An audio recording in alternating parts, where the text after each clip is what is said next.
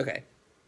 So the next thing to talk about is after you do these updates, you guys will be in business for you know, a little while, and there may not be another update until the end of the summer, until something else comes out or they'll release some new features. And like I said, when every year Apple releases a major release, so this summer, and it's usually around the launch of an iPhone, like late in the summer, like August, they'll release iOS 9.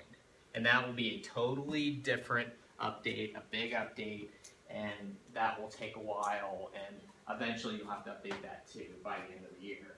But that's what you guys will have. So it will get to a moment where our iPad that we bought like a year ago will be obsolete. That's correct. Even if we update. Not if you update. If you update, it's okay. But if you choose not to update, apps that come out won't work anymore. They'll crash, or they'll say something like, I can't update because you need to update your iPad. Okay. And like, for instance, we had somebody in class last time that had iOS 5 or something, right? So she couldn't hardly do anything in today's world with apps because they take advantage of all these updates. They're assuming that you're keeping your iPad up to date, and so they take advantage of features and they test their stuff in the latest updates. So they're like, hey, this note-taking app, or this app that I use to watch Netflix, or this app I do to do my bank, is depending on the latest. They're always working with the latest update, so that they're assuming that you guys are doing that. But like I said, you don't have to do it right when it comes out. Give it a month or so, and you guys will be fine. Having said that, 90% of Apple devices are running the latest. So their users are really on top of things like this. This is not the case in the computer world. Look at how many people are on Windows XP, Windows 7, Windows whatever. It's hard for a developer to make things for those because everybody is so in different directions. Another worse one is Android. Android is like maybe 50% are on the latest, and the rest of them are on something older, and it's hard to make stuff for that. Apple, it's very easy to make for because everybody has a similar device, it supports it, and their users can update relatively easily, and that's why there's a lot of cool stuff for iPad. It's very cool to develop for iPad because you're banking on somebody having the latest update on their device. Let me try to show something in settings before we move on. And let me mirror my iPad. Let's see if it shows up.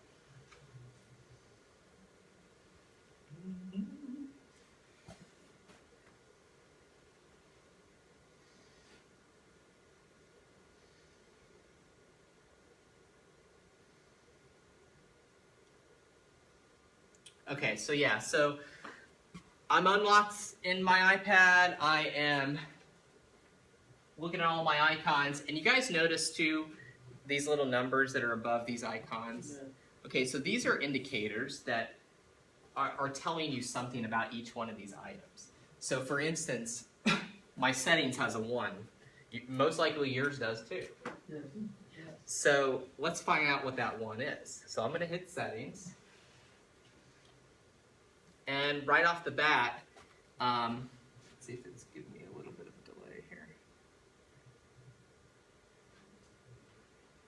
Do you guys see where it says software update? Yes. And there's a 1 next to it? Yeah. That's what that's referring to. Okay, yeah, see right here? Ah, it kicked me off again.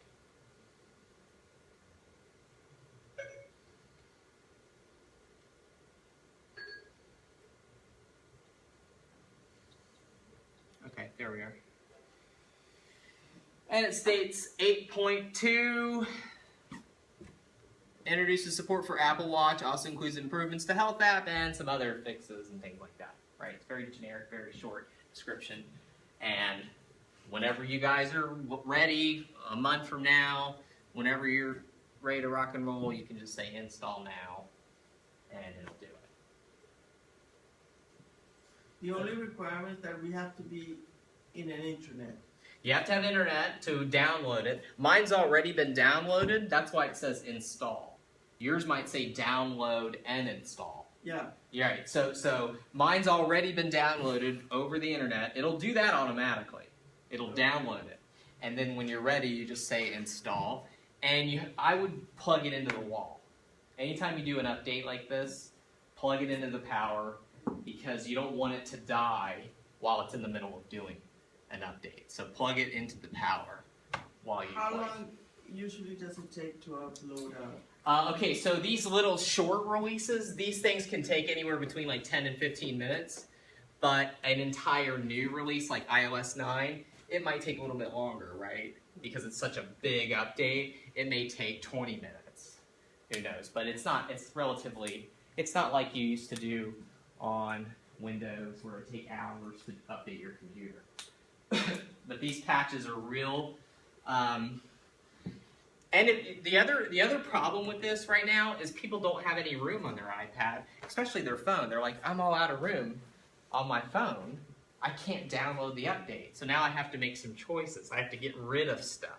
Or I have to do something in order to install it. Because if I tried to install it and I was out of space on my iPad, it would say, you don't have enough space to do this. You need to go delete some. And so now I have to say, yeah, what do I need to delete? Do I need to delete some apps or photos or, what is it that I can do? And you can make those decisions right here in settings. You can just go back one option here, and there's a great thing called usage. Right here, usage, and you guys can follow along on yours.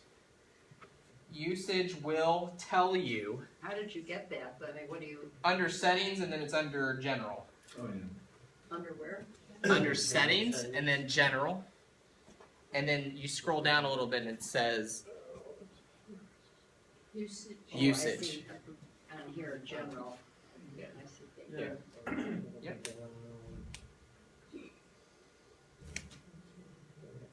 Usage. Usage. And this is where it shows you a couple of things. It says my storage, and we'll look at battery in a second. But look at storage here. It says how much I've used and how much I have available. It tells you right there how much free space you have on your device. So you guys don't have to wonder about like, hey, what's taking up the most room? If I select manage storage, go ahead and select that.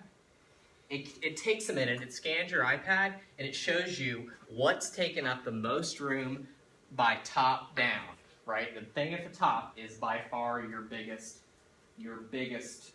memory eater, right? So what do you guys got is the top one? I've got videos. I've got 4 gigabytes of videos, and is eating up my space here. What else do you guys have? Anything? Manage storage. You got podcast. What else you got? Manage storage. Let's see. iOS. So the update is taking up room. That's just your biggest room. GarageBand is taking up the most room on yours. So it just depends on who's got what on their computer. What does yours say? I don't know. I'm lost here. Okay, so I did manage storage. I Yeah. clicked on manage storage, and then is it a gear that's spinning? wait. Oh, there it is. So- Go back one. Yeah, I did manage storage. just Okay, now. this is where we're at. So right now the top thing that's eating up the most storage on yours is Keynote. Okay. Yeah. I haven't found managed So storage. you go to usage, The very top one. Keynote. and then storage. This is where it shows you what you've used and what you have left. And you can do manage storage, and it shows you what's the biggest app that you have. So I went from general to Usage. usage. Yeah. Okay. And we can do that again. Yep, there you go. Yeah. Yeah, and sometimes, you know what, this is a good point. And then this came up. Sometimes you guys will find an app in there and you'll say, like especially if you guys have iPhones, it'll say text messages are taking up the most room. Well, it's just text messages, or it's just Time Magazine, or it's just something else. The biggest thing that eats up those spaces is videos and pictures. So if Time Magazine app has a bunch of videos and pictures in it, that's going to take up a lot of room. So what is GarageBand? What It's a music app that came with your iPad. And you can choose to delete these things too. So let's say I wanted to get rid of something here, like Reading Rainbow. I don't need Reading Rainbow right now. So I'm going to go ahead and select it. Came with the iPad? No, I downloaded it. Oh, okay. So I can select it and I can delete it right from here. And deletes it and I get that space back. So that space that it takes up. Yes? What would TGSSR be? That's my top one. I don't even know what that is. Looks like some, let's look at it and see. It might look like a game or something. That's a game. Did you have your grandson download? Yeah, just a game. But don't be afraid of this list. This just is a great place to go and show you what is taking up room. Now you may have a ton of room available. So depending on this number, you're fine. But when you do get in a crunch where it says, I need to delete some things, you can at least get a snapshot of what's taking up room and now what to delete, what to get rid of, things like that, right? I got kicked out again. I don't know why it keeps kicking me out. I think the wireless in here is not the best. Okay, you guys want to see that again? Can you also delete the ones that came with an iPad? No. So No. anything that comes with the iPad, separate from GarageBand, Keynote, things like that, but like for instance, I can't delete settings. It's in a little app. I can't delete text messages. Those are things that the iPad is required to have, that Apple wants you to have on your device, and you really can't get rid of them. But to be that as an A, those things don't take up much room, so the system things that you can't delete, I'm going to show you the difference here in a second when we start navigating a little bit. Yes? Yeah, I have 8 GB available, and I have used 4.0 GB used, but I've used the iPad very little. Isn't that like So what's your top contender here? Keynote? Okay, so do you use Keynote? I don't even know what it is. You can delete it then and get some of that storage back. So things like Keynote or Pages, or that's a document editor. Keynote is a presentation app. You can just sit there and delete those things because you don't use them. This is a great way to manage what you want to get rid of on your iPad and what you want to keep. If you don't recognize something in there, get rid of it. Okay. Right? And if you do use your iPad to text message a lot, like look at how big my messages have gotten. It's because of photos and pictures. That will add to that. It's not just text. If you send a picture to somebody, they send it back to you, or you're communicating with your family and they're doing that and they're sending you a video, that goes against your storage on your device too. And then you've lost your picture if you delete it. If you delete it, you have to do something. You have to make some decisions. So you have to either put it in a computer or you have to upload it to some service. This is where it gets tricky, and we'll talk about that. So the Keynote is taking, it came with the iPad. It came with the iPad because it probably said, hey, do you want to download Keynote? And you're like, sure. But you can delete that. You can delete that app. I'm going to show you guys how to delete stuff next on the screen. So this is just giving you a great snapshot of what you guys have on your device, right? Videos, cameras. I'm going to tell you right now, the biggest culprits are videos and pictures and music. And that's it. Those are the top three. Right, those take up the most room. So anything, like, these are movies from iTunes I downloaded just to watch on the plane or something, and that's why I have 4 gigs. That's probably one movie. I think it's, let's see what it is. It's Guardians of the Galaxy. Yeah, it's one movie. Took up that much room. So it took up almost a quarter of my space, one movie. So that's why, that's how big these things are. Okay, one more thing. We're going to go back one step from usage. I'm going to show you one more thing, and that's battery usage. This is another great option. If you're ever like, God, my battery dies so quick, what's going on? You go into the same usage screen, and instead of storage, we're going to go up here to battery, and we're going to look at battery. Battery usage tells you what is taking up the most battery. And it tells you it gives you a couple estimates here. The last 24 hours, or if you want to look at the last 7 days, which gives you a better idea of how you use it. The last 7 days, it tells you what have you used the most on this device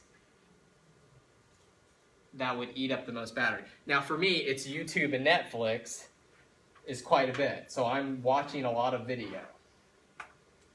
right? Home and lock screen, what does that mean?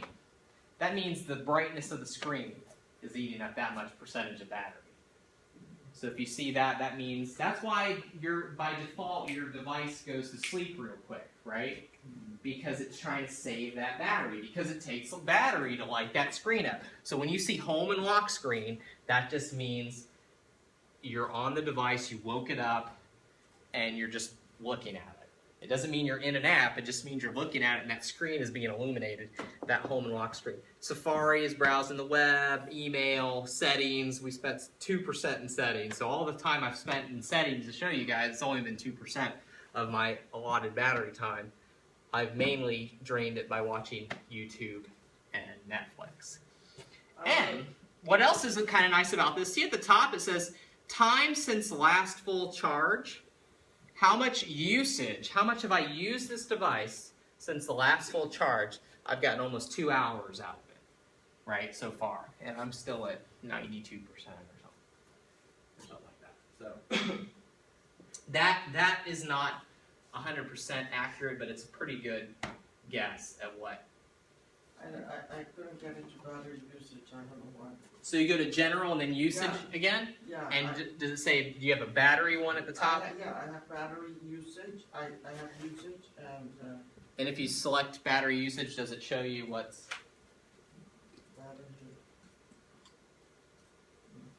battery usage. Let's see, it's at the top. Let's go back one. Usage. I bet you have to update yours. I bet there's that was enabled, I think, a couple of updates ago. Let's see what version you're running. Yeah, you're running 7. So if you update to 8, it'll have battery usage. Yeah. Anything at 8 and higher shows you the battery usage. 7 never showed you this, so this is something new that Apple updated on the yearly basis. Something. I saw that you had a total of 4 hours of usage there. Yeah. Now, is that true with all iPads? No, not necessarily. It depends on the age of the iPad. My iPad's a year old or whatever. If yours is a brand new one, you're obviously going to get better life than if you had an old one. If you've got a 3-year-old iPad, that thing might as well, you probably have to stay with it connected to the wall because the battery won't last that long, right?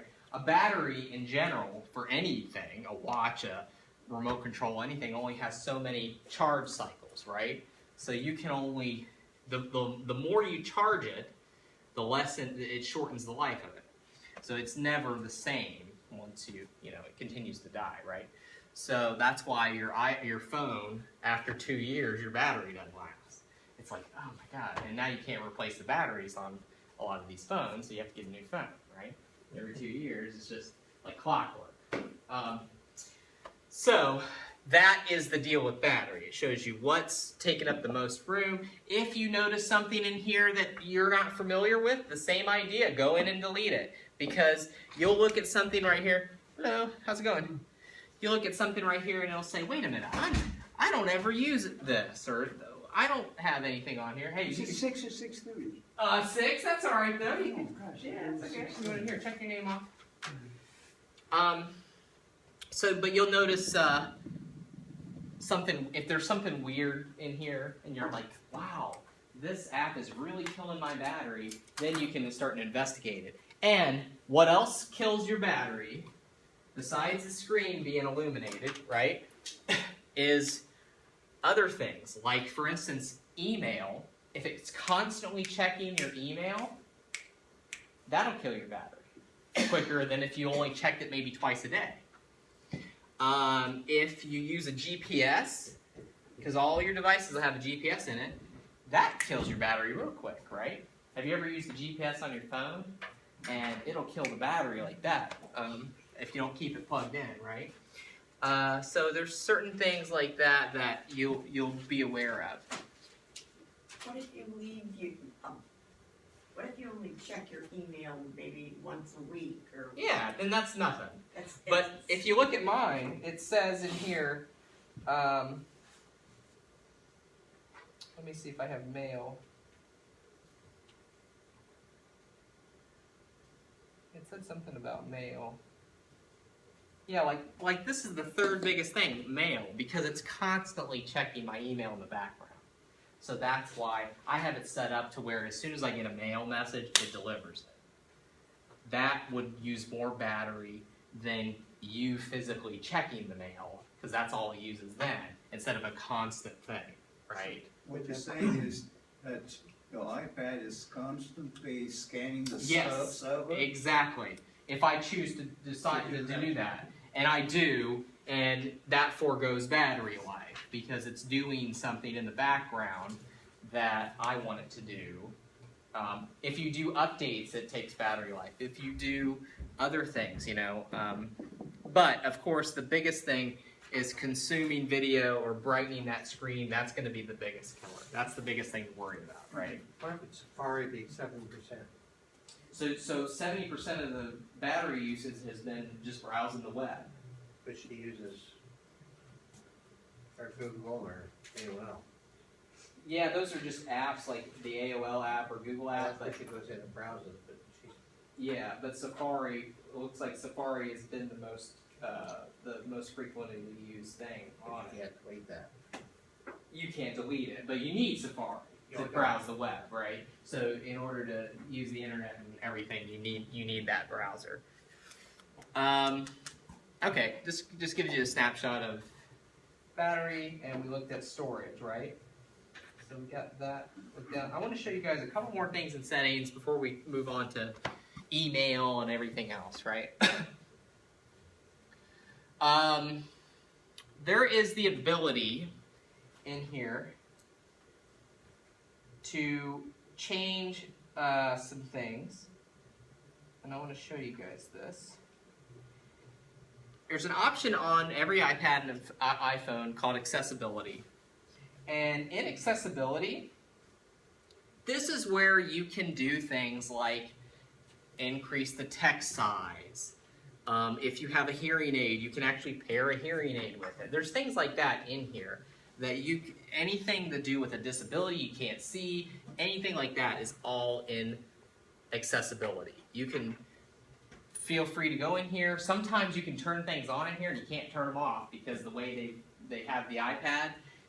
For instance, Voiceover, if you turn that on, it announces everything you touch. So if you touch something, that's great for people who can't see, because it says, what am I touching? And it announces what it is. It's hard to turn that off sometimes.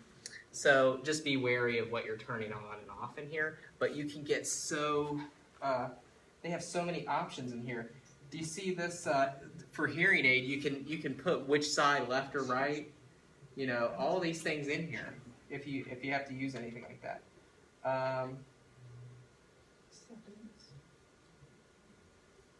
This is all under Accessibility. I'm going to turn this on. This is called larger text, and I'm going to make the text larger so at least you guys can see it. Do you see that now? You see how I made the text larger? No. So under Accessibility, there's an option called larger text, and I can either shrink it or increase it, depending on how I want to see. And if I find that the font is too small on these, I can increase it. You don't have unlimited options, but you do have some choices that you can make here about. So that setting then will be your standard setting from then on? That's right. And if I turn it off and turn it back on, it's going to be the, exactly. What's an on and off label? What's on and off what? Label. Where do you see it? Right down there under. Just It above is hearing working. aids. On and off labels. Yeah, just above. Oh, okay. So what this does is, instead of it being green and white, I think it puts like a 0 or a dash. So if I turn that off,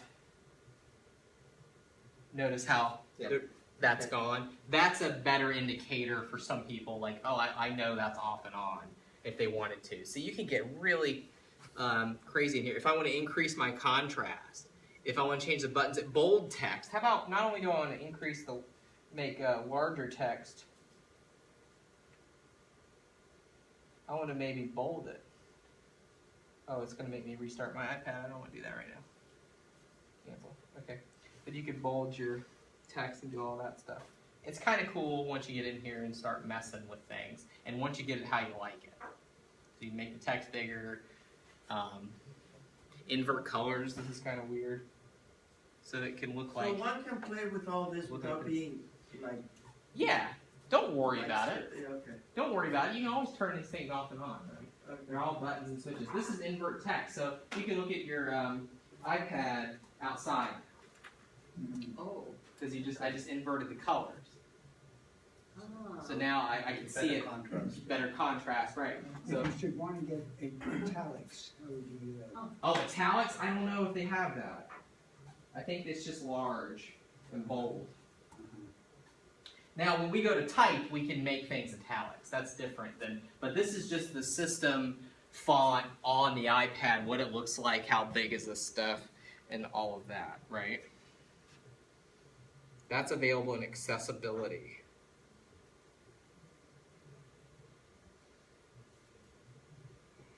Is invert text the same thing as invert colors? I don't see. Yeah. Okay. Yeah. It'll invert the whole iPad. You try it. Turn it off and on. Did you turn it off and on? It's okay. I can fix it. Maybe.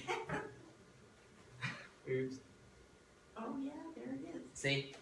So now when you're outside and it's bright and it's hot Florida sun, you're like, man, I really wish I could read this book out here. Boom, invert colors. Now I'm reading a book. Ah. See? When you go to Siesta Key and Oh, yeah, me too. yeah. Okay. You guys have any questions about this? Oh, the rest of these things in here are, I mean, you can play around with them. You can add additional keyboards, like emojis, like those smiley face things. You can get pretty crazy in here. What would be the speak selection? Speak selection would be when you highlight something with your finger, it'll say it to you, like kind of like Stephen Hawking. You know what I mean? It'll say, "Hey." Wow. So you can do all that with these devices, and with Macs, they've always been able to do this. Macs have always been assistive devices for people with handicaps, and iPad is just like crazy with that. So I know people who won't have anything else because they have a hearing problem or they have a vision problem, and this stuff completely supports it right out of the box. You don't have to buy anything special. This is a dangerous area here, this reset. I show you this last time? You don't have to go there, but I will show you on mine. Reset is how you erase your iPad, and it makes it back to factory defaults. So, which means you could, if you have a major issue with it, or you want to give it to somebody, or you just want to erase it because you feel like, hey, I want to just erase it, whatever. Go in here to reset and erase all content and settings. It'll say, are you sure? And you say yes, and it'll erase it. And that's how you erase your iPad. So you're really erasing all the stuff you personally put in. That's right. And it's just like a new iPad out of the box. So it's just like you just bought it. So if you were going to give it to somebody, this is what I would do. Or sell it on eBay. It is helpful in here too, because there's a few other options. Reset network settings. Let's say you're having an issue with the Wi-Fi, and you're like, I can't connect, or something's weird. You can go in here and reset your network settings. It won't erase the iPad. It just erases any networks you've ever connected to, so it'd be like a fresh thing for that. So it won't erase your content. The rest of this, reset home screen layout. Let's say you've messed up your home screen pretty bad. You can do that right there too. When you're connecting with a network, is the iPad automatically getting an IP address? Yeah, so depending on where you're connected, like we're in here all connected through this Ace wireless thing, and we all have a unique address for each device connected to the internet. So it's just like you are at home. Okay. When you have to have wireless to use these, and so when you are in your house, every device you have has a unique address to it. And if your Wi-Fi isn't working properly in your condominium association, Yeah. which ours doesn't seem to be, Sure. I'm always getting this SSL. What exactly does that mean? It's like a security thing, right? So Or Is you that could- through the association? It, Wi-Fi? yeah, they could help you, but if you have another device in the house, it helps to troubleshoot this. So let's say you have 2 devices in the house, Uh-huh. a phone or a laptop or something. Make sure the other device can connect to it, and there's no problems. If you're both having a problem, then it's an issue with that. It's Right. an issue with them. It's an issue with them. Because you can't get, like Exactly. with the iPhone, I could not get in, when I go to that particular building, that particular home, I cannot get into anything. My mail, Yeah. Facebook, messages, nothing. It just keeps saying I can't connect you Can't to this connect. SSL. But Right. that's because of the premises I'm at, It could very well be, yeah. Because you might have and to. there's nothing you can do about that, right? I mean, Not unless they have like a trouble. Maybe you could ask them and say, "Am I doing something wrong?" Or if I connect, and does other people in that vicinity have the same problem? That way See, you know. each building may have Yeah. a different, Address What or they're saying, something. what they're saying is that the system is old, because I'm not real knowledgeable. If they've already about taken computers. ownership of the problem, yes, the hallelujah. Yeah, Then there's no worry on you then. okay. Yeah. Alright, So I like when people take ownership of stuff. Like, well, it's old and we need to replace it. Okay, sounds good. thank you. Yeah. The next thing is. remember when you are in a steel enclosed area, Mhm. you may have trouble connecting with outside wireless sources because they act as a shield. Okay, so. Well, and that's one reason why our access points are in these rooms instead of in the hallway, because these walls are thick, Uh-huh. right? So it can't bleed into this as Right. easily as having it in the classroom. So That this is makes a better sense, yeah, design having yeah. it in the classroom. Okay, thank you. Okay, next couple things in here, let's look, and before we start navigating around, couple features that we could talk about. Let's talk about display and brightness. This is where you can adjust your brightness if you want to. It might already be set to auto brightness. What that means is the iPad automatically adjusts depending on your lighting conditions. If you're in a dark room, it'll dim. If you're in a bright room, it'll brighten up, right? So you can see it better. So it's automatically adjusting based on what kind of lighting situation you're in. That would be the same as wallpapers and brightness. Yes, yours will be the same as that. As soon as you update it, see, I have a separate one now called Wallpaper, and when you update yours, it'll have 2 separate. But ordinarily, where do you get that add, like, auto brightness? It's under Settings, and you should have a thing that says Display and Brightness. Do you see that? No, no. Display and Brightness. Or maybe it's called Brightness. Let's see. Let's scroll up just a little bit there. There it is, Display and Brightness. And that's where it will adjust. Notice how my brightness is full and yours might not be full, because I'm darker right here. These lights are off, and then you guys might have, full thing there. For some reason, you can also change your text size here. This is another place where you can change your text size. So if I go to here, I've already got it maxed out, but this is also available in accessibility settings. So we already looked at this, but they put it here too for convenience. Wallpaper. You can change the wallpaper on your iPad, just like a computer or something. You can change it. You can take a picture and use that too. And I'll show you how to do that when we take pictures. But if you don't like this blue, you can say, let me see what else is there available. And you can say, I like this, how about this gray? And say, set to both. Because that kind of makes you nauseous, maybe. I don't know. And now if I go home, I have a gray wallpaper. So that's wallpaper. I'm going to change it back to blue because I'm kind of not that one. Set to both. That's all available in Wallpaper. And if you have photos on a camera roll, you can pick a photo too right from here. Or you can do it right from the photo. The other cool thing is sounds, and let's look at passcode and privacy before we move on. So sounds is where you can change what the sounds are, like when you get a new mail, or if you do something. Ringtone, you're like, ringtone? This is if you get a call from FaceTime. That's what that means. It should be called FaceTime, ringtone or something. They just call it ringtone because that's what it's called on the phone. So you can change what everything sounds like. And you can scroll down and say, okay. And here's something else kind of cool. Do you want the keyboard to click when you type on it? You can turn that off. You can say, I don't like that sound every time I type. You can just turn that off on the keyboard clicks. So it's totally up to you. But I just keep everything defaulted until it annoys me, and then I go in here and change something.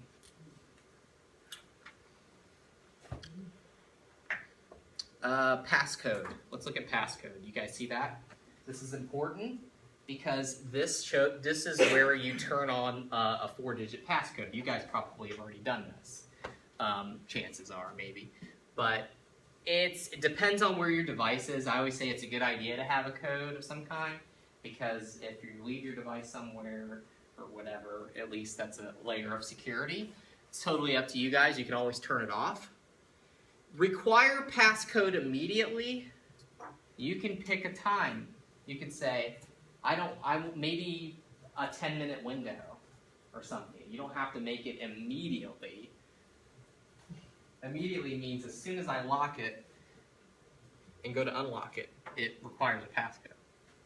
Maybe I want to make that longer. Maybe I want to make that 10 minutes or something. I don't have a passcode turned on this one just because it's a demo thing.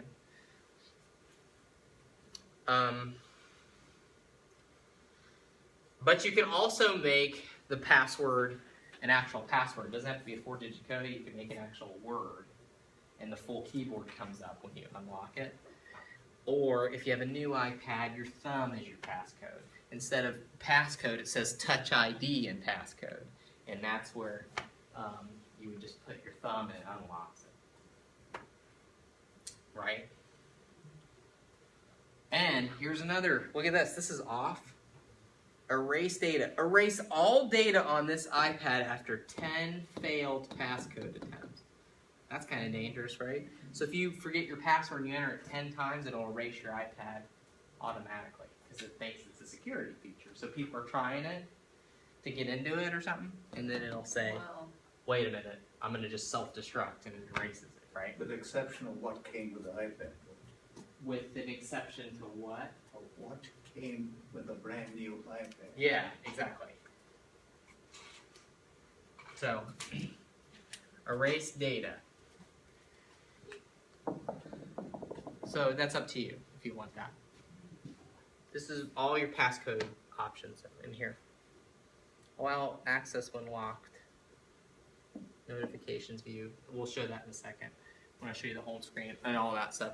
Privacy. This is an important piece because every app you can have granular control of what has access to what, right? So the way privacy is categorized is by physical device options here. So location services, this means what's allowed to use my GPS. Is Maps, is Facebook, is Safari, what is allowed? So I'm gonna select location services here, and it's gonna show me a list of right now, I have it turned on, and this shows me what is using location on my device. Camera is set for right now to be never. So that means if I take a picture, the camera doesn't record where that picture was taken. I don't know why I have that set to never. I usually have it on, but you can change it to be never, or while using, or always. And those are your 3 options that you can have. Location services. You can see what's using your location on your device. This is the same for your phone. Is all these new things that use your location. Google Maps is amazing, right? But it needs your location to tell you where to go. I don't see that locations either. Under privacy, do you see privacy on the left? No, I don't. Let's see.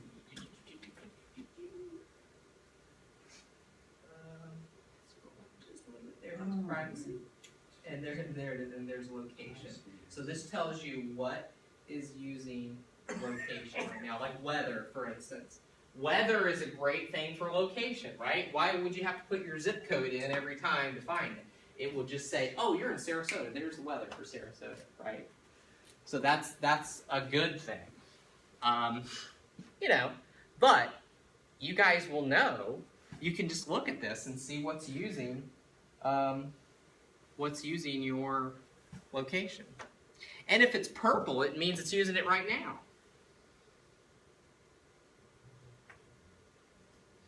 So just be aware of what's in there and what's recording where you go and things like that, right?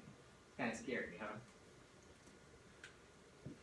All right, let's look at one step back under privacy here. And there's other pieces on your device where it tells you what there are. Let's look at photos. Photos is another important thing that a lot of apps need access to. Like for instance, the Wallpaper needed my photos, so it tells me in here what's allowed to access my photos. I have an Instagram account, so it's telling me, hey, can I access photos while I'm using this iPad? And I'm telling it yes. I can turn that off at any time. I can say I don't want this to access my photos. And it tells you right there what's allowed to access your camera roll. Any picture you take, it can access. Yeah. See, that's, you couldn't put that in. Where do you get the weather? So when you go back to location, remember yours at the very bottom it said weather, mine does too. You can say, I want the weather, and for weather it has two options, never or always. So I don't have a while using for that. So I have to say, I don't want the weather to ever record my location, or I want it to always do it. I don't see where the weather is here. Sure, that's okay. Let's see. Yeah, so you're here. Yeah, you're there, weather. So you select the How weather. did you get there? Up here at the top, you just go back one step and say weather, and it's set to always, and you can say never. I never want weather Well, to then find. how do I find the weather once I have this? Yep, so you'll have a weather app here. So there's one called weather. Let's see, where is it? Oh, it might not be in here. Here's weather channel. Yeah, that's not in there. Well, I'll show you. I think it uses when you ask like Siri or something like, "What's the weather?" But, excuse me, Yes. I see weather here, but I don't see the alternatives that you're talking about.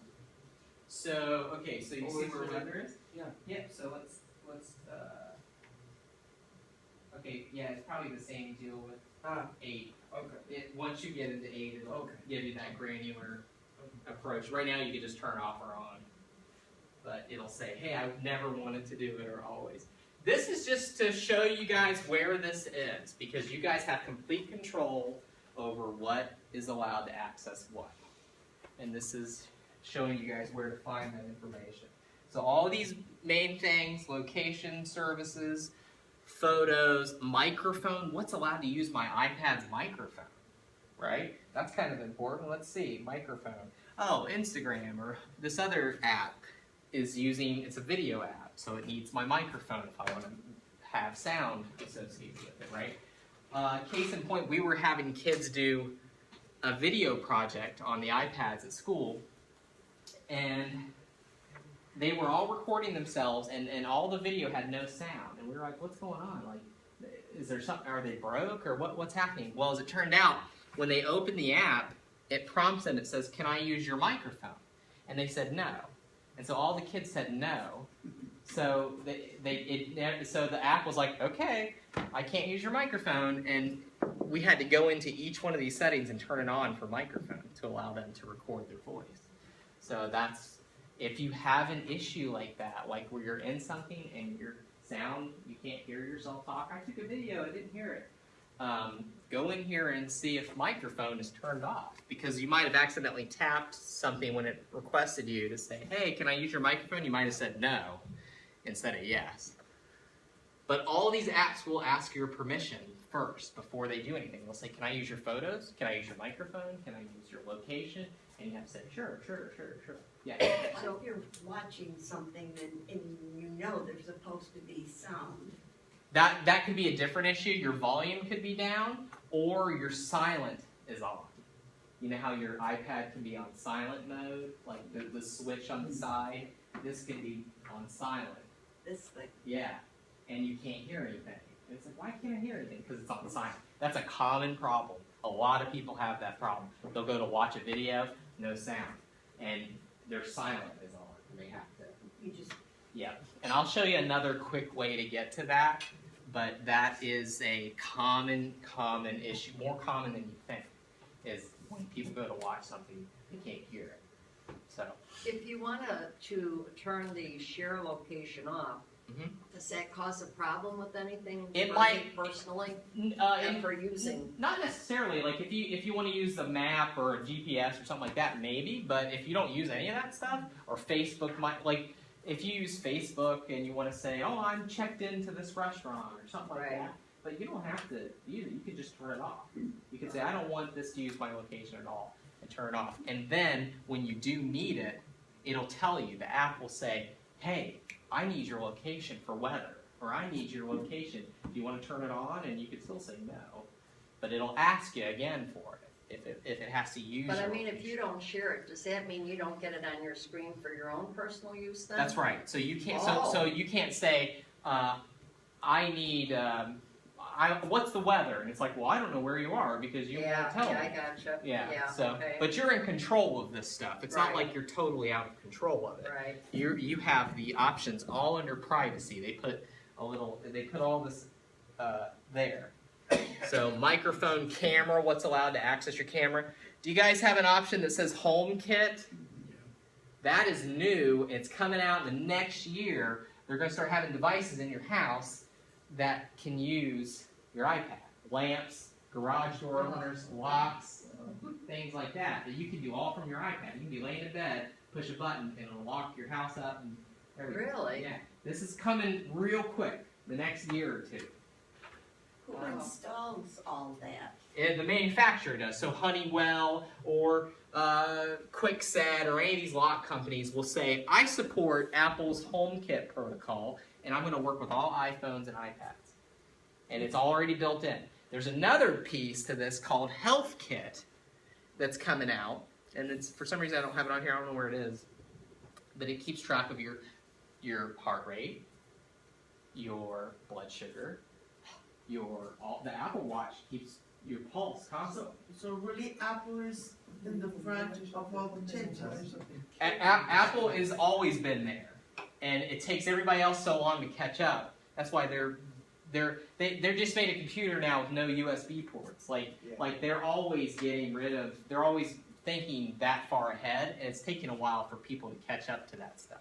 But the nice thing about these things, like HomeKit or HealthKit, is Apple doesn't collect any of that data. They don't even see any of it. It's completely between the device and the accessory. So between the device and the lamp, the device and the lock, the device, there is no sharing of information like that. So they don't provide somebody with your home address, anything. So someone else couldn't actually get into that. That's right, because there's no way for even Apple For them to look open at it up. Right. Instead of, okay. Exactly. That's So the way it's it's Kind of built. scary. Would something like that use up a lot of your battery, or would it add to your? Yeah, it could. It could be another layer in there that says, hey, this is why my battery dies quick, because I'm using it to turn my lights off and on. We used to clap, right? We thought the clapper was cool. This is even cooler. There's a company, Philips, the company Philips, they make a light bulb called the Hue, and it changes colors. And you can use your iPad to change colors of lights in your house. And so you can pick a picture and touch on the picture what color you want it to be, and it changes all your lights in your house to that color. Wow. And that's for sale right now. You go down to Lowe's and buy it. So, Incredible. I saw a demo this last week. They were doing the Apple Watch, and there's a company called Alarm.com, and they do garage door openers that work with this. And he just, on his watch, his daughter was trying to get in the house, and he opened the garage from his watch, and then he closed it. And he So could that's see. an iWatch? No, this is just my regular watch. Oh. But they're not for sale yet. But Okay. but in April they will be. But that's something that is coming real quick, real fast, is the ability to do these things. Where They're did already- he do it from? Huh? Where did he do it from? His watch. No, where was he? He going? was in Cupertino, and she was outside in some neighborhood, and everything's through the internet.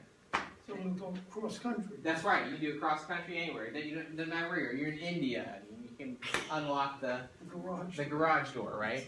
So that stuff is coming. It's coming fast, and just so you know, that's what's happening, right? The other thing is motion activity. It keeps track of your motion. This is important for a watch or a phone because now they're doing like research, like Parkinson's research and diabetes research and everything with your phone now because it's the best medical device. So you can put your phone in your pocket and walk steps and do a Parkinson's test, and you can tap on it, and all this stuff is happening all with your phone. So motion is another cool option. HomeKit. There's all kinds of things coming around the corner. So, what else? I think that's good for most of your settings to get started. I think we could talk about, you guys want to talk about email now? How many of you already have your email set up on your iPad? Okay. So, when you set up email, you do it from settings here too. There's another option called Mail, Contacts, and Calendars. This is the trifecta, three-headed dog, right? Mail, Contacts, and Calendars. So Mail, Contacts, and Calendars. And they all kind of connect to each other to a single account, right? So not every account can utilize all three of these things. You have to pick a common one, like a Gmail or a Yahoo or something like that. For instance, Comcast doesn't have a calendar feature, right? Or Comcast doesn't have a contact syncing feature, but Google does, or Yahoo does, or Apple's does, or something like that, right? So keep in mind of what your email address is. If you have an old AOL, you might not be able to sync your calendar easily with something like that, rather than having something like Yahoo or one of the common ones. So if you go ahead and go to Mail, Contacts, and Calendars, you already see that you might have one in here under Accounts already. And it tells you what it is syncing. So what that means is anything you read on your device, whether it's mail or a calendar event or you add a contact, it talks to something up here in the sky and keeps track of what you did on that. So if I read a message on here, it knows I've read it. And if I looked on another device, it can tell that I've read that. Or if I add a contact, see where it says contacts? If I add a contact on my iPad, it'll show up on my iPhone.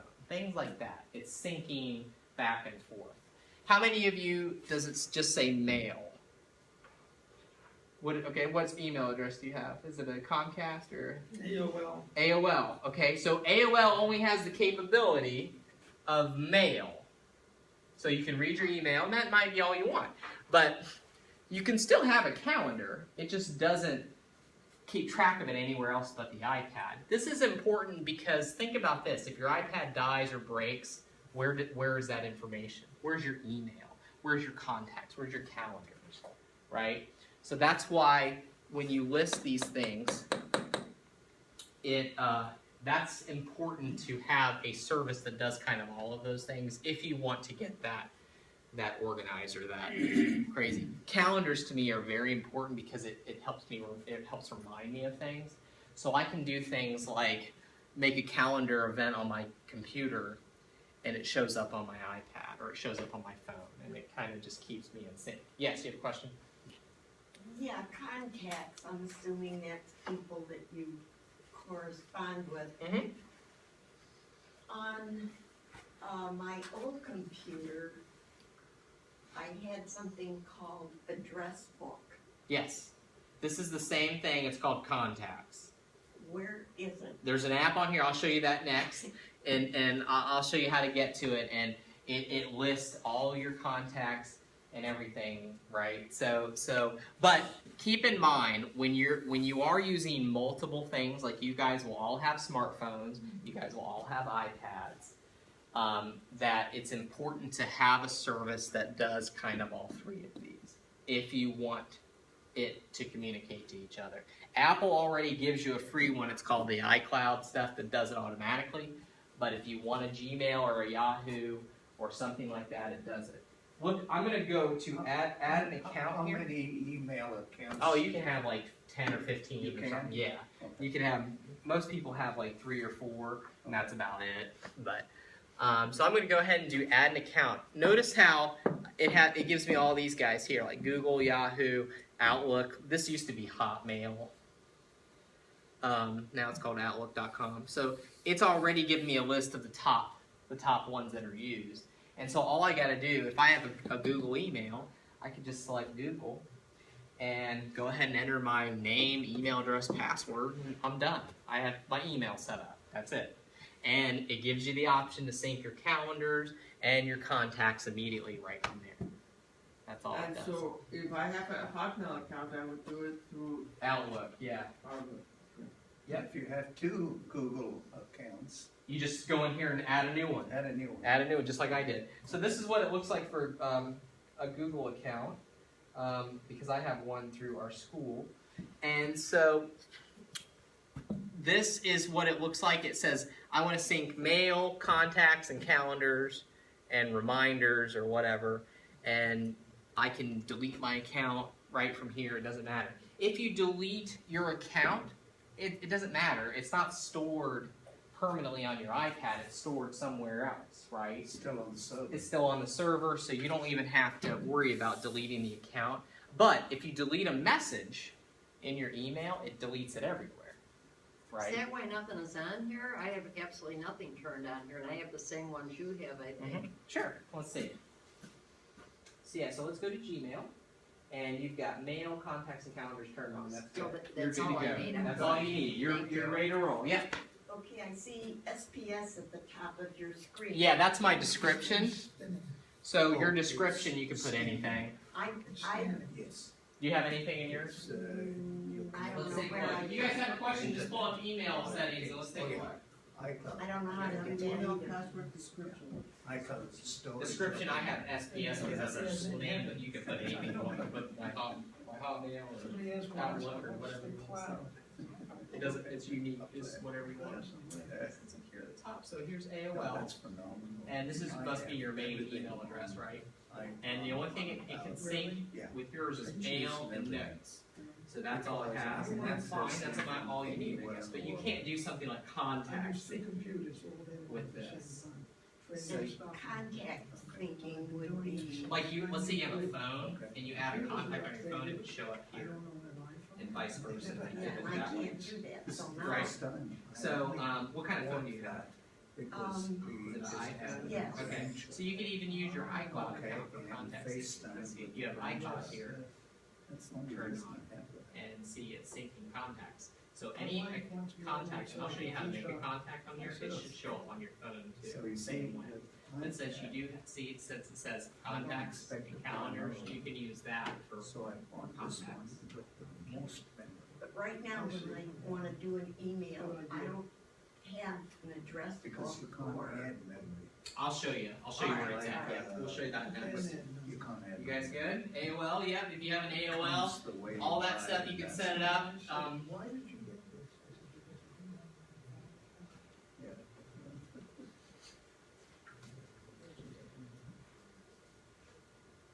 I'm going to show you my iCloud thing on here. And if you use iCloud for one thing, and I have it turned off, it's Find My iPad. This thing is so handy. So how many of you have something at the top that says iCloud? You guys have that? Yeah? Most of you. If you have an iCloud account, you can only use Find My iPad if you have the iCloud account set up, and you can just turn it on. See how mine's off? I'm going to go ahead and turn it on, sure. Why would we turn And that is so handy because if I lose it, I can go to another device and look for it. I'm going to shows me where it's at. So that, it'll even play a loud noise in my house. If I can't find it in my house, yeah, I can sign in on another device or on the internet, on a computer, and go in and say, oh, there's my iPad, and play a sound, and it'll go, and all over the house. So find it.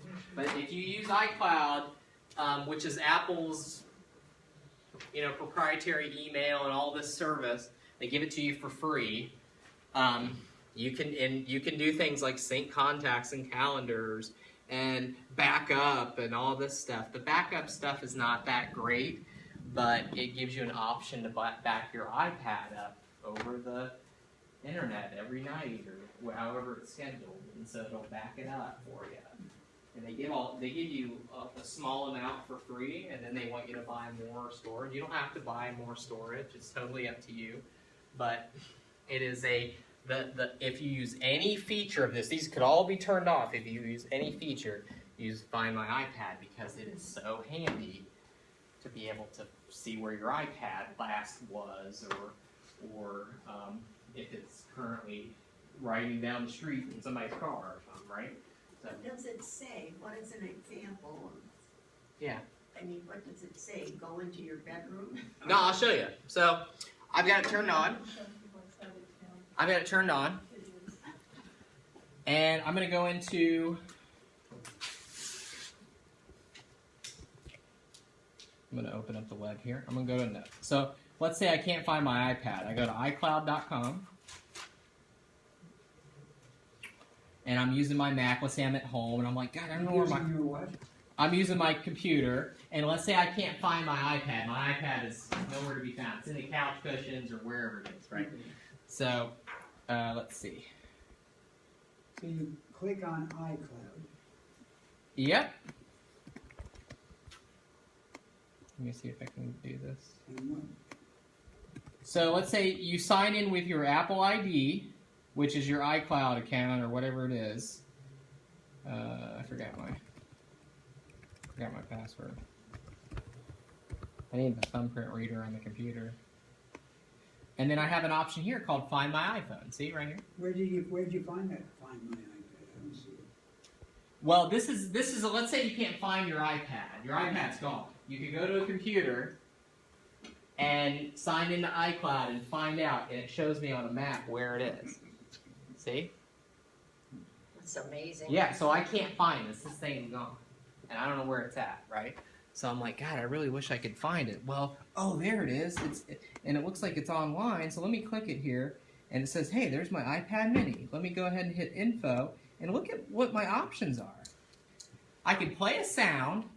I can put it in lost mode. Lost mode locks it and puts a message on the screen like, hey, this is my iPad. Please return to me. Call this number.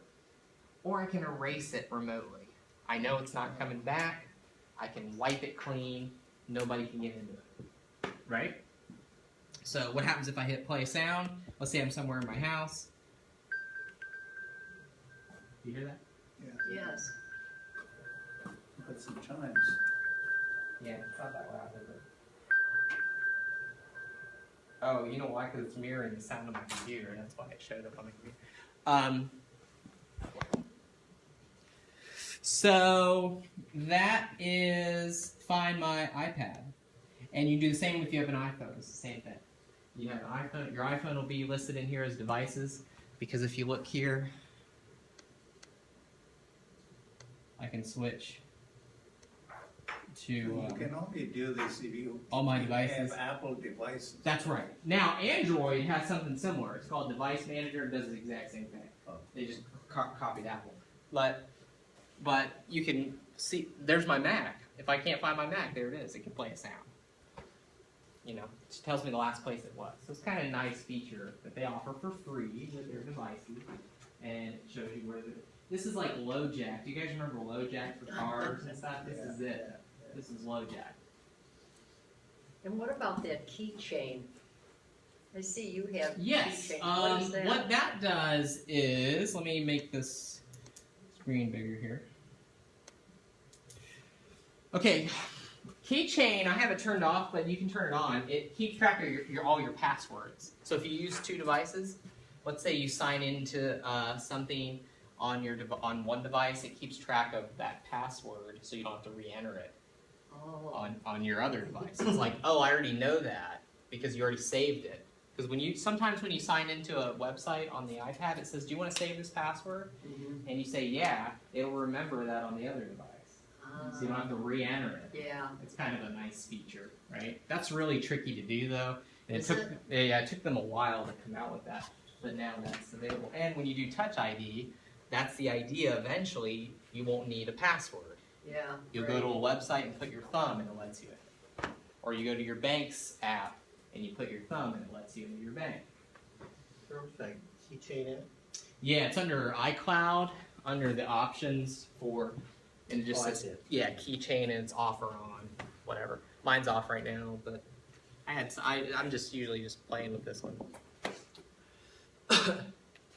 But do you guys understand about the contacts and calendars and mail, like how they sync and how they talk to each other?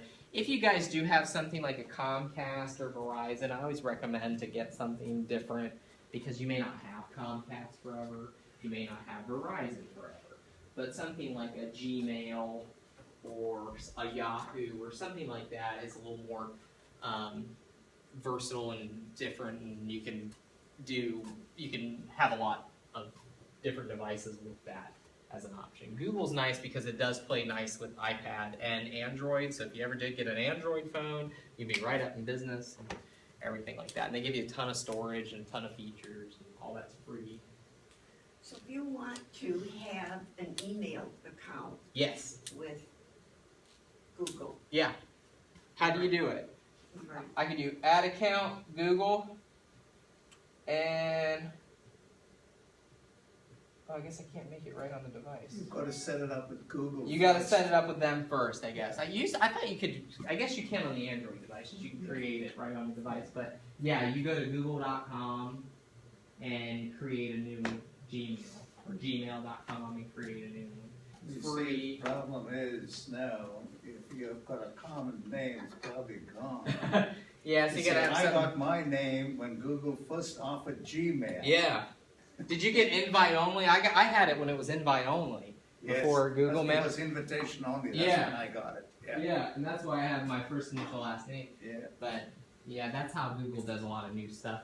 They have invite only. And there's a feature, there's something new Google's coming out with, it's called Inbox. Inbox by Google, and it's a totally different way to look at your email.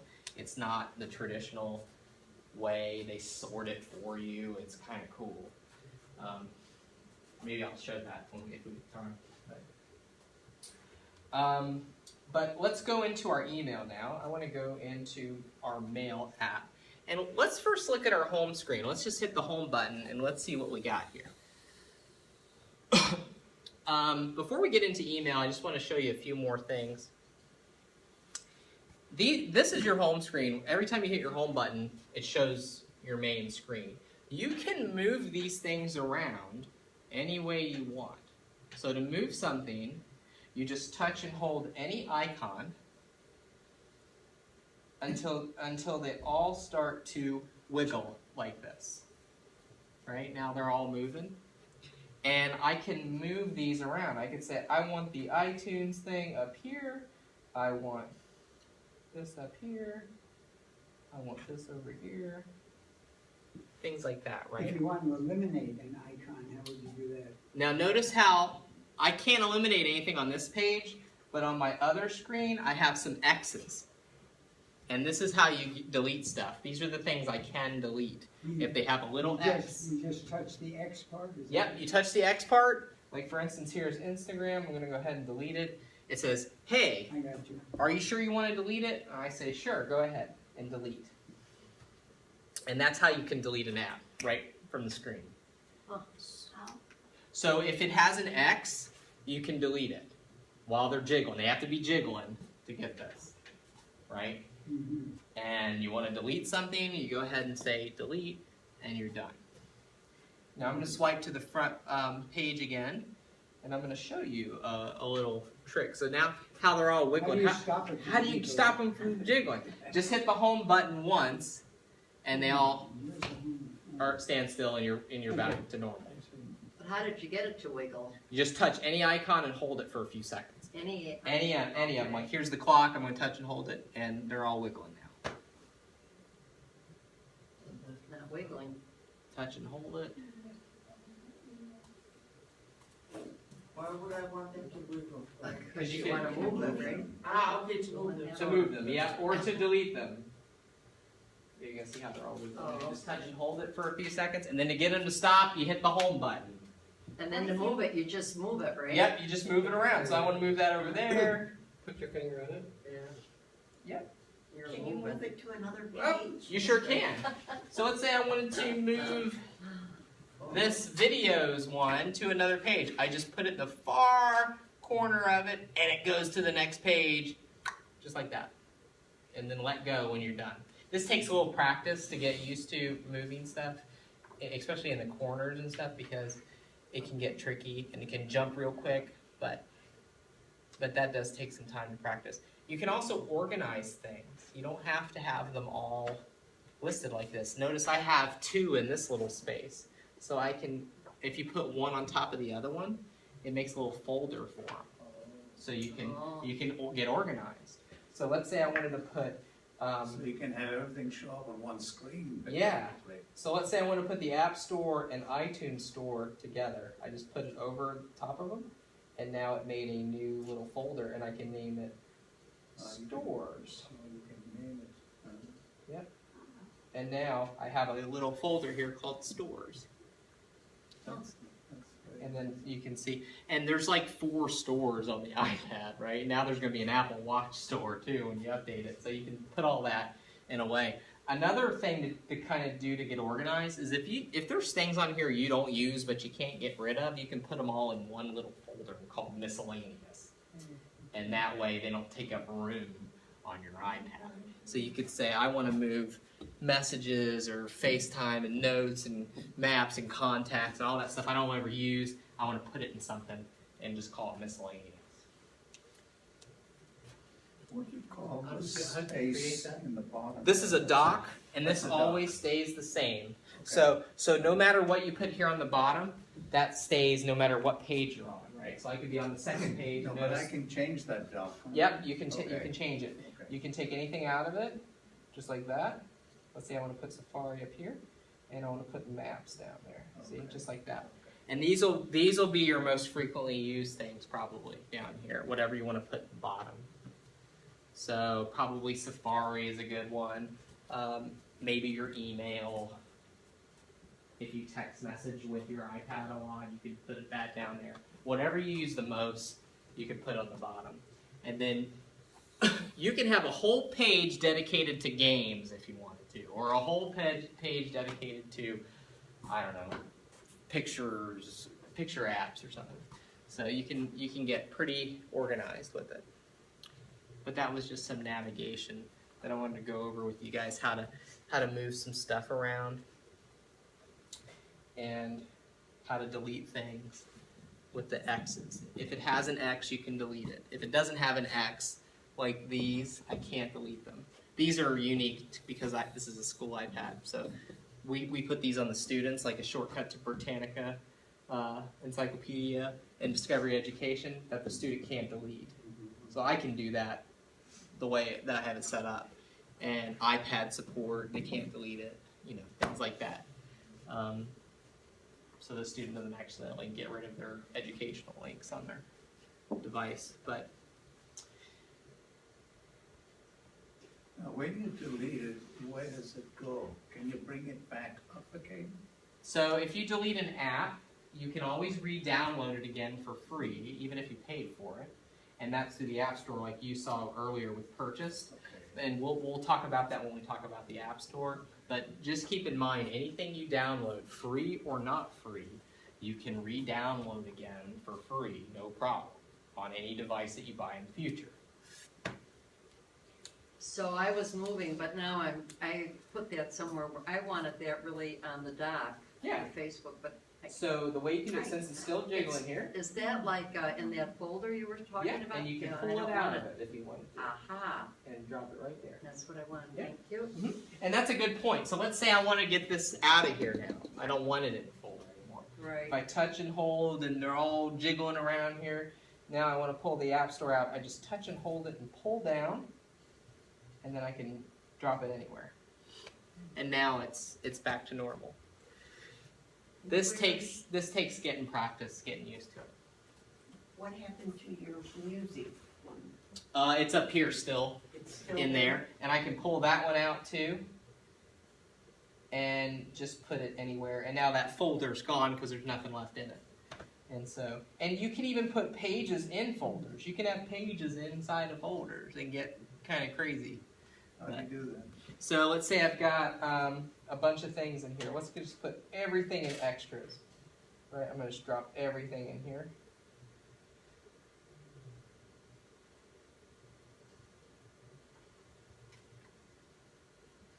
Okay, so now I'm in here.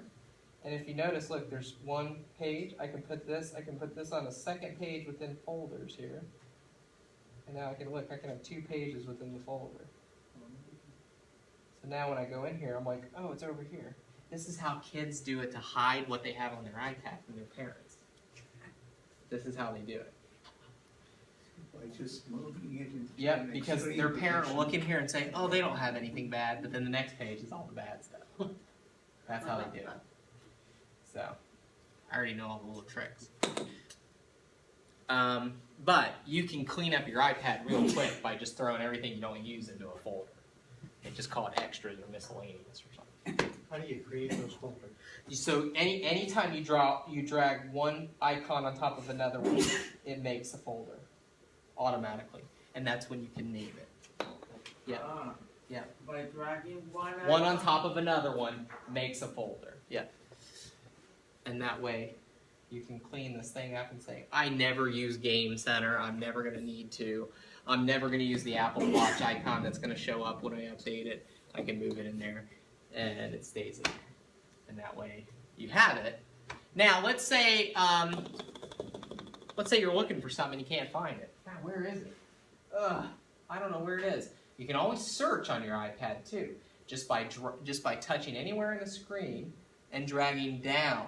You get a search window immediately.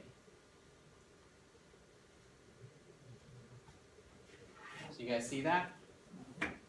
So you just touch anywhere on the screen and drag down. You get a search window. Now you can search for anything. You could say, I don't know where Safari is. SAF, oh, there it is. And you can tap it and it opens it. That way you don't have to go hunting around looking for stuff. You could just type it in real quick. When you press any icon? You just touch anywhere on the screen and drag down. Okay. Yep. You don't touch and hold an icon. You just touch anywhere on the screen and drag down like that. Usually in the center of the screen and drag down. And that's how you can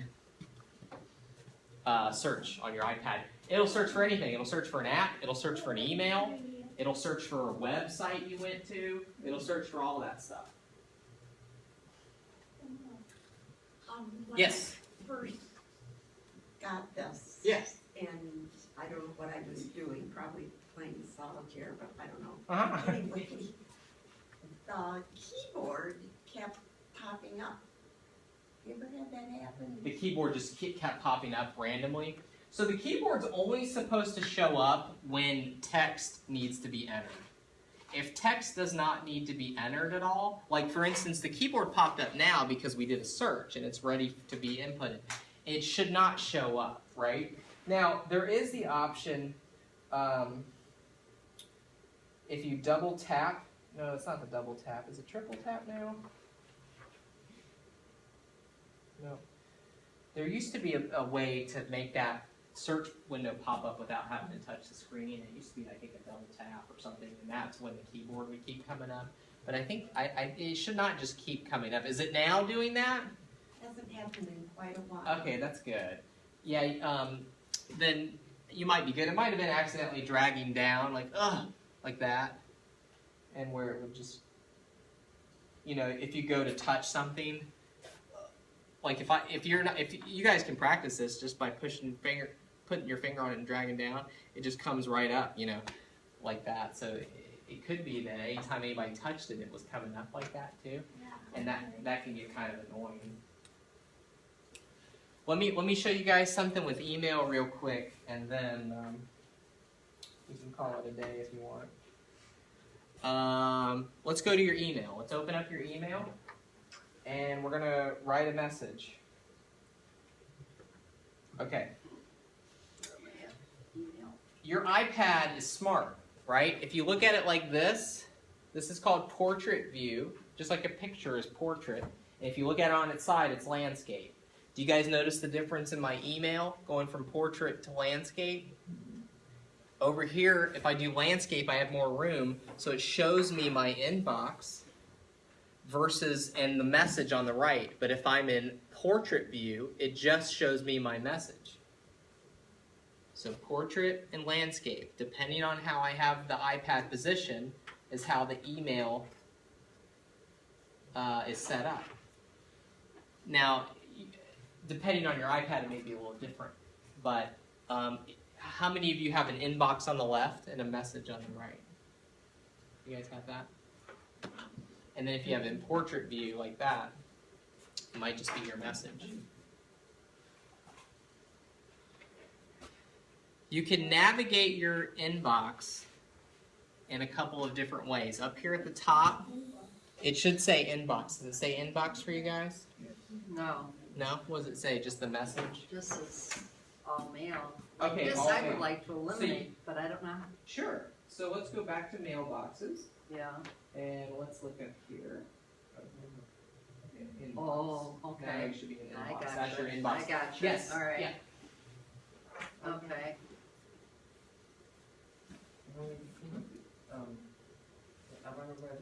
Okay, sure. So let's go to inbox, and I just wanted to make sure they get into their inbox, so that just to be able to read it, we're gonna write an email. Oh, next. Yeah, you're good. Oh, that's weird. It's like it. Oh, you know what? I bet you have the portrait lock turned on.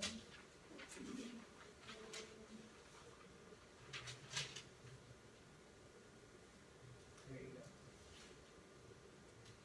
There we go. Yeah, no problem. Okay, so now to check your new email, what do? You just drag over here to inbox down, and it refreshes and it checks your email. And it tells you on here when it was updated. It says updated just now, which means it just checked my email. It tells you when the last time you did it was. And you just drag down, and you just drag anywhere in your inbox to check for email. Scanning. Yep, and it scans, has a little cog wheel.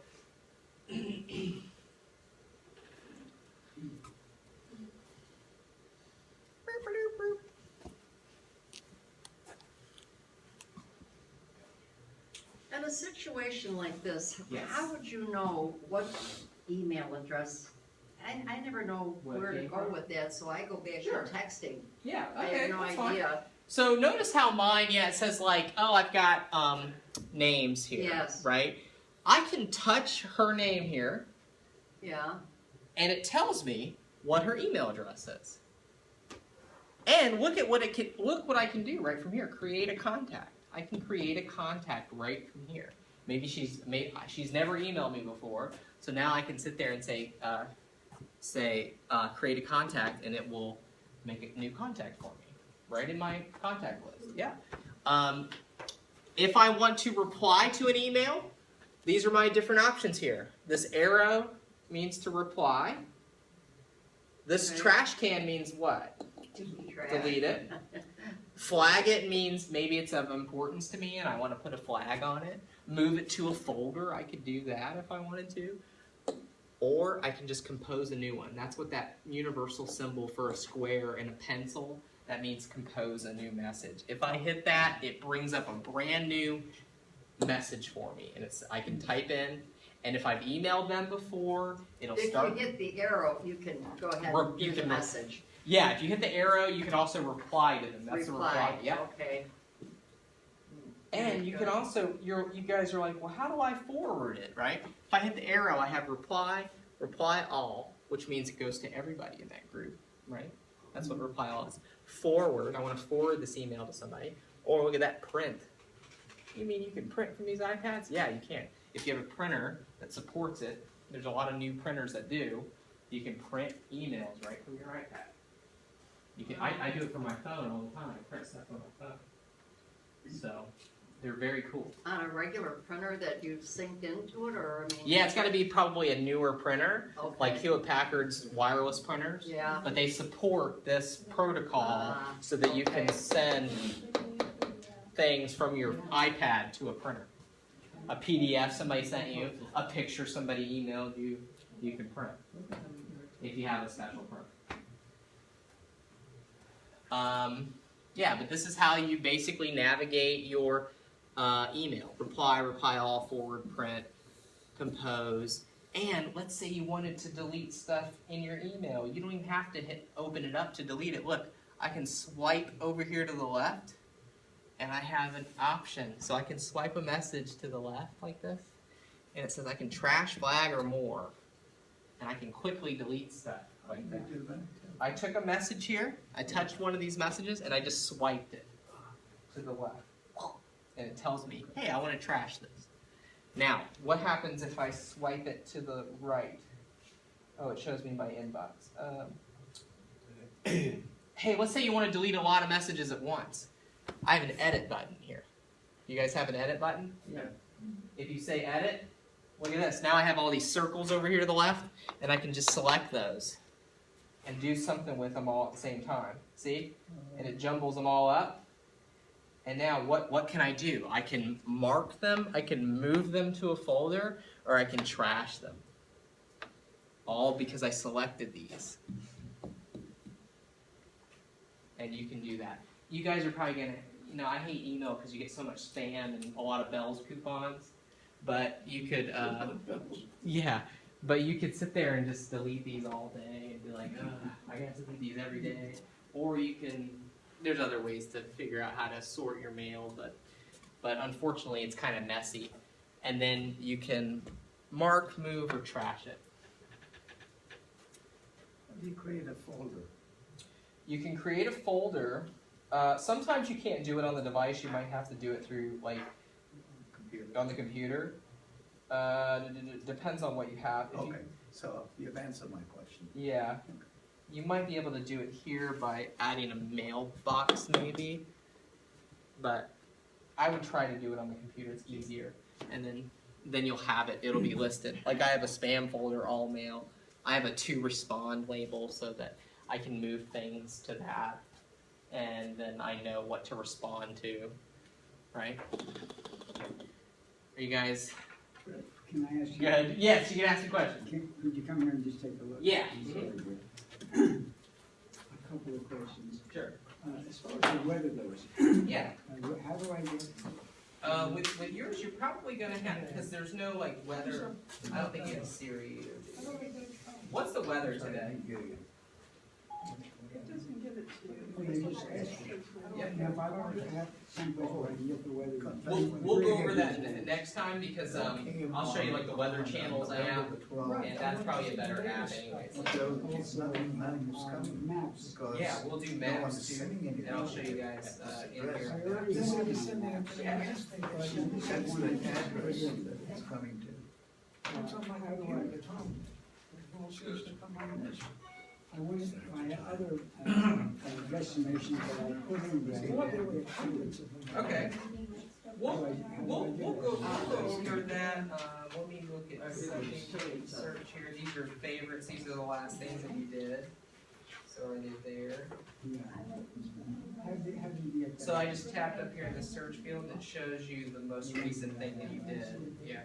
But we'll go over maps next time and I'll show you guys like GPS directions, all that stuff. Yeah.